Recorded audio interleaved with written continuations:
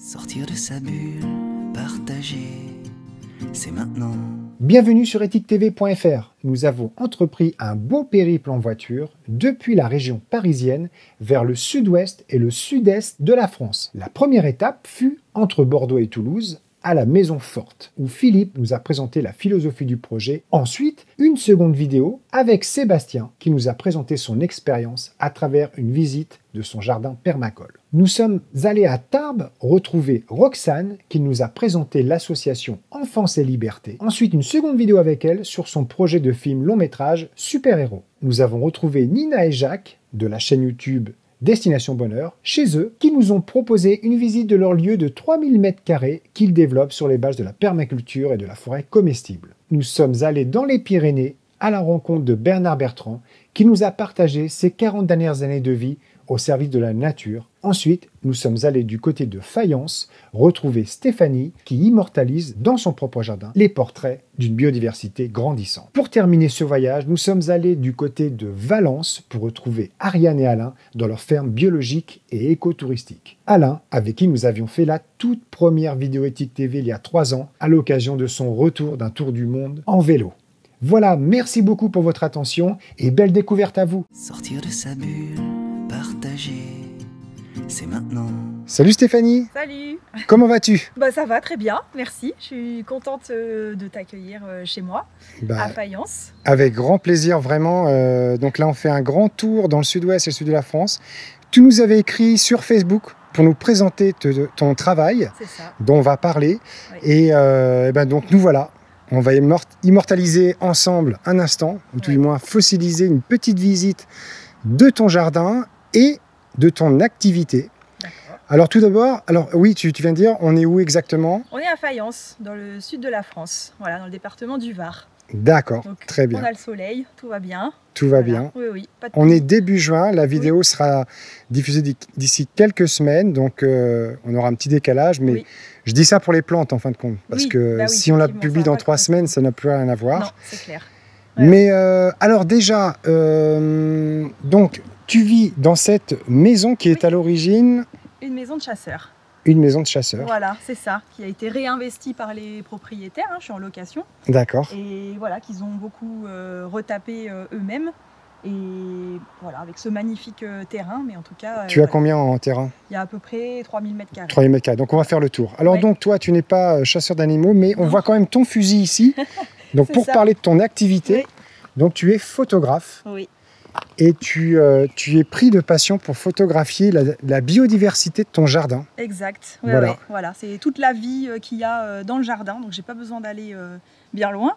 Voilà, je prends mon appareil, je zigzague par-ci par-là et puis je prends en photo toute la vie, donc que ce soit les végétaux comme les insectes. Voilà, donc on va mettre une grande sélection de tes images. On va mettre en descriptif de la vidéo les liens pour te suivre.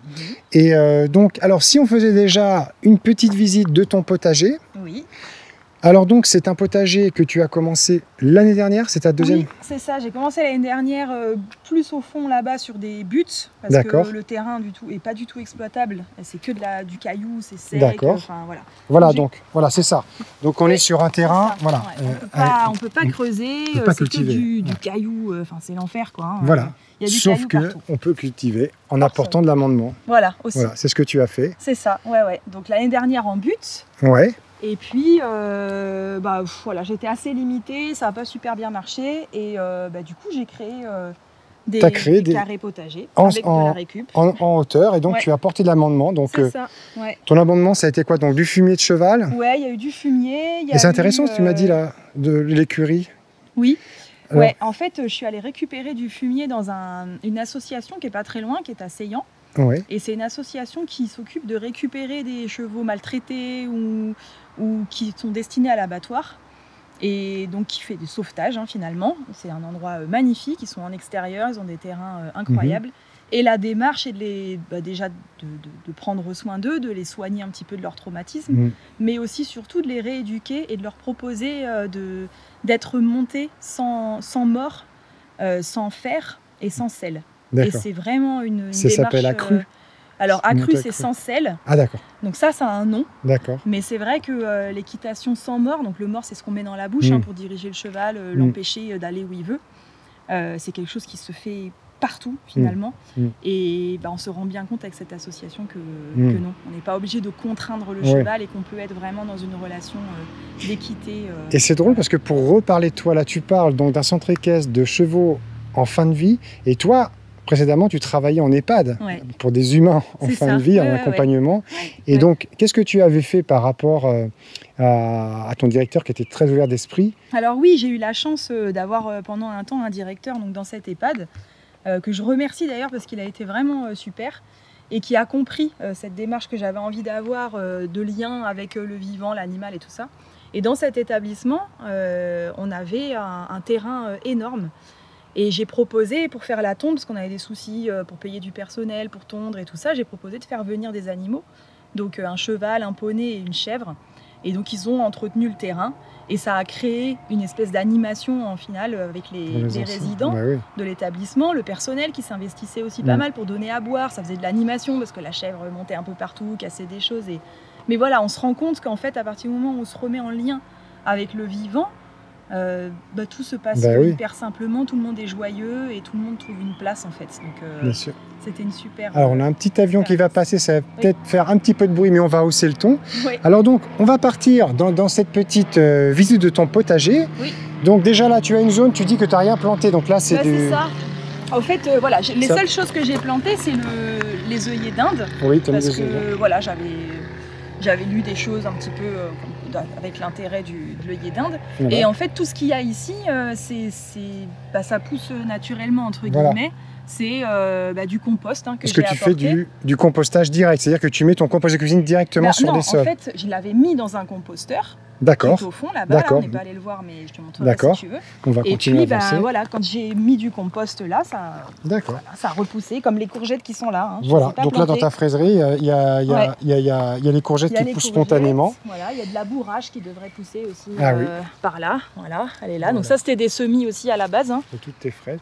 Alors donc, comment ça se passe en fin de compte? Parce que tu me disais que toi, on va continuer en même temps à visiter l'espace comme ça. Donc là, juste pour finir sur le potager, c'est ta deuxième saison. Donc là, tu as multiplié au moins par 4 tes zones de culture. C'est ça. Et voilà, on voit que ça prolifère bien. Donc on va garder ça à l'image. Et puis tu vas nous parler un petit peu donc, de tes précieuses petites balades que tu fais à travers ton potager. Oui, c'est ça. Oui, effectivement, avec le potager, avec les fleurs qui sont là, il y a pas mal de vie qui s'installe.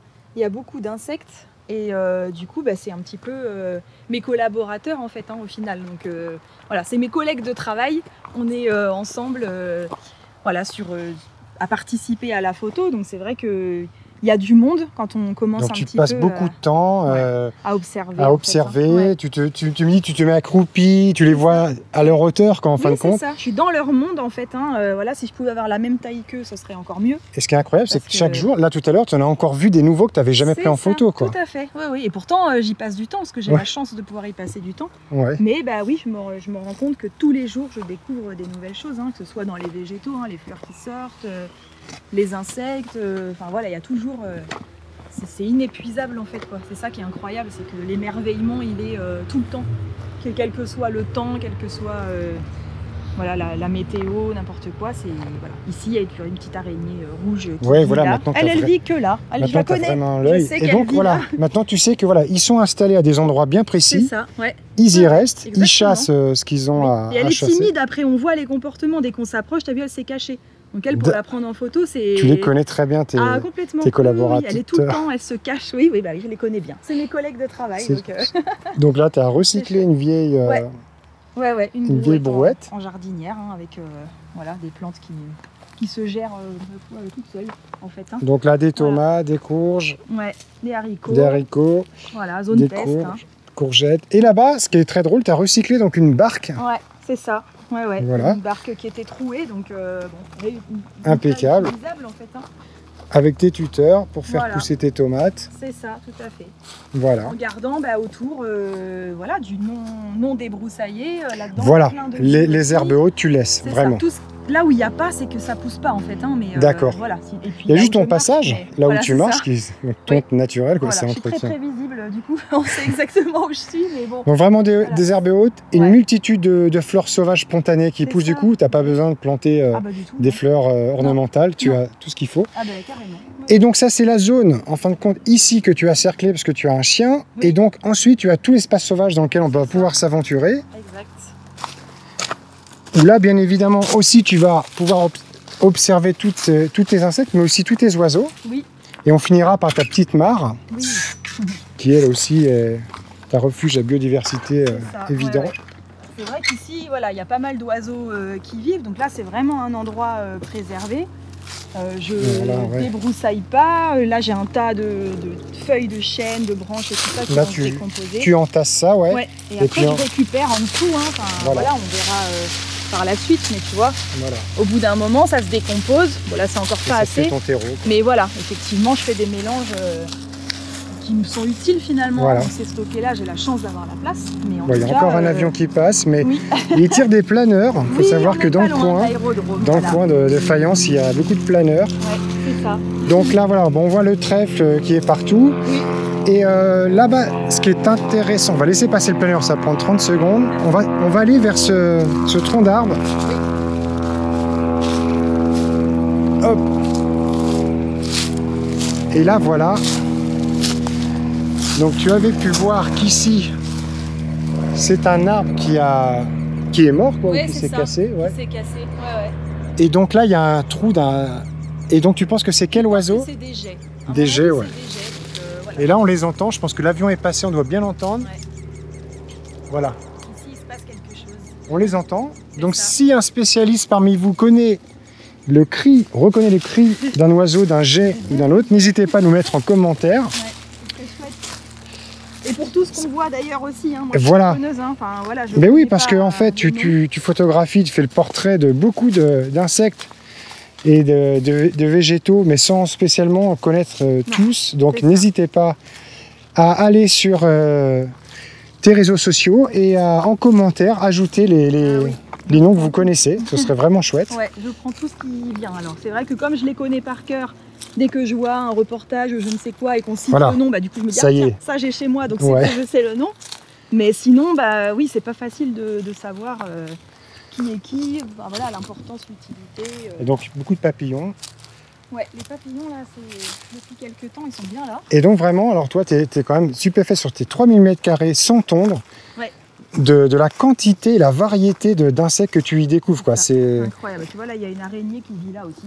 Ah, Voilà, tu vois, elle est là. elle là. est toujours là. Elle est tout le Ouais. temps là. Ouais. Elle est... Ah oui, parce qu'on croit qu'il n'y a que les araignées, mais les autres insectes, apparemment, toi, tu les vois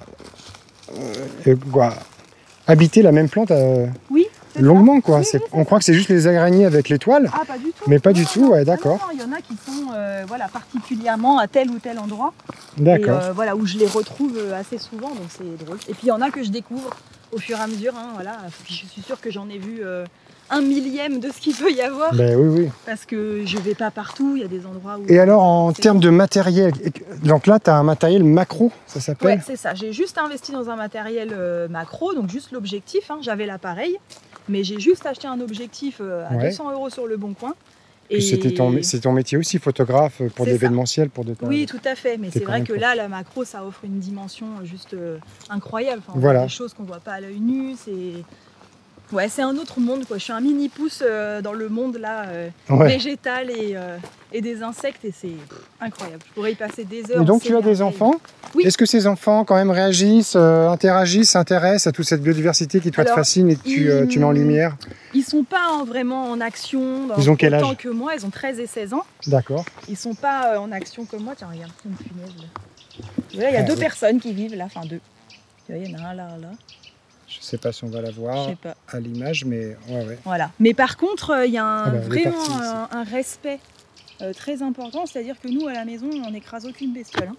Que ce soit des Ah oui. bestioles qu'on aime ou qu'on Tu mets n'aime pas de tumouche dans ta cuisine alors? Absolument pas. Et quand on trouve une araignée dans la chambre ou je ne sais quoi, même des grosses qui Ouais. font peur, on a le système du verre qu'on retourne et on met Ouais. le papier en dessous. Et voilà, qu'ils On la aient met peur ou ailleurs. pas, Ouais. on ne tue rien, on ouvre les fenêtres pour les trucs qui volent. Bien sûr. Donc ils ont quand même ce respect. Et effectivement, ils vont pas. Mais de toute façon, même s'ils mettent pas, comme ce qu'on disait tout à l'heure, même s'ils sont pas actifs dans le potager ou comme toi sur de la photo, tu leur plantes des graines quand même par rapport à ce que tu fais. C'est clair. Et puis quand ça pousse, voilà, ils me disent on va bien manger cet été, c'est trop bien, et voilà. ça grignote. Enfin, donc voilà. ils comprennent très bien. Forcément, voilà. Donc là aussi, c'est une grosse zone de travail ici là. Enfin, où il y a énormément de choses. Ouais. Ici, je me pose et il se passe toujours quelque chose. Il y a toujours un truc quelque part, et puis je me fonds dans le truc, hein, parce que y en a qui sont effrayés, donc je fais attention. Mais ouais, ici c'est une belle zone, quoi. Alors on arrive là à côté de Tamar. Ouais. Donc une petite cabane pour tes enfants là-bas, une vieille caravane que tu as transformée en atelier. Oui, exact. Donc là une petite mare. Donc qu'est-ce que tu as fait de spécifique dans cette mare? Tu as mis quoi comme en fait, donc à la base ça aussi c'est de la récup, hein, c'est une barque comme la barque du C'est une barque, potager. d'accord. Donc c'est une barque et T'as voilà. mis une bâche quand même. Oui, c'était pour cacher plutôt le. C'est une barque en plastique blanche, c'est pas très joli. Je voulais que ce soit un petit peu intégré dans le décor. Mais voilà, il y a des iris d'eau, des trèfles, des. Et tu as mis des poissons. Des nénuphars et il y a des poissons, des gambusies, qui eux sont chargés de manger les larves de moustiques. Et qui s'autorégulent alors, tu disais. C'est ça, j'ai pas besoin de les nourrir. Voilà, ils se sont multipliés depuis que je les ai achetés. D'accord. Ils vont se réguler tout seuls. D'accord. Et j'ai pas besoin de les nourrir. D'accord.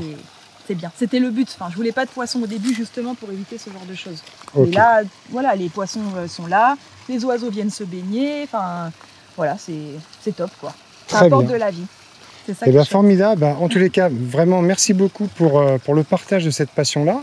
Merci à toi. Qui est finalement, mais pas si courante, parce que beaucoup de personnes ont beaucoup de terrain avec plus ou moins d'herbe haute, mais ne prennent pas le temps, comme tu peux le faire, de te pencher sur ces incroyables insectes. Parce que c'est vrai qu'on voit des documentaires sur les animaux, des fonds marins totalement hallucinants. Mais toi, avec la macro, tu t'es rendu compte de détails complètement stupéfiants. C'est ça, des choses qu'on voit pas à l'œil nu, quoi, en fait. Hein. Et c'est vrai incroyable, que voilà, je suis là à 2 pas de chez moi, j'ai pas besoin d'aller en Afrique ou au fond faire des un eaux safari au Kenya. C'est ça, exactement, ce qui est merveilleux aussi. Oui, hein. bien sûr. Moi, je suis des photographes qui font, il y a Laurent Baheux qui fait des reportages d'animaux en Afrique en noir et blanc, c'est incroyable. Ou d'autres dans la forêt. Mais l'un n'empêche pas l'autre, en fait. Voilà, mais en tout cas, moi, j'avais envie. En plus, avec toutes les restrictions qu'on a eues cette année, de toute façon, il n'y avait pas trop le choix.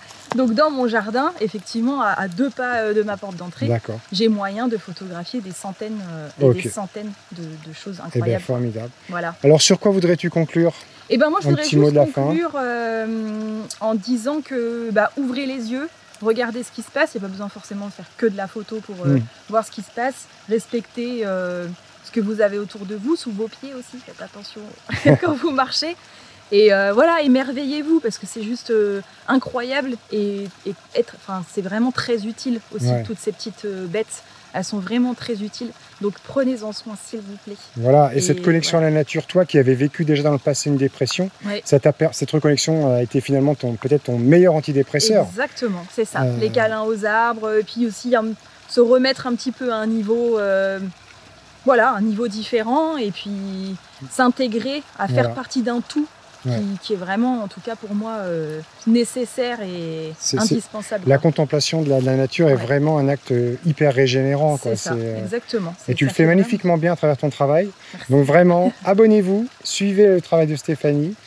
Et voilà, merci pour tout Stéphanie. Merci d'être venue en tout cas, c'est chouette. Avec grand plaisir. Merci à toi.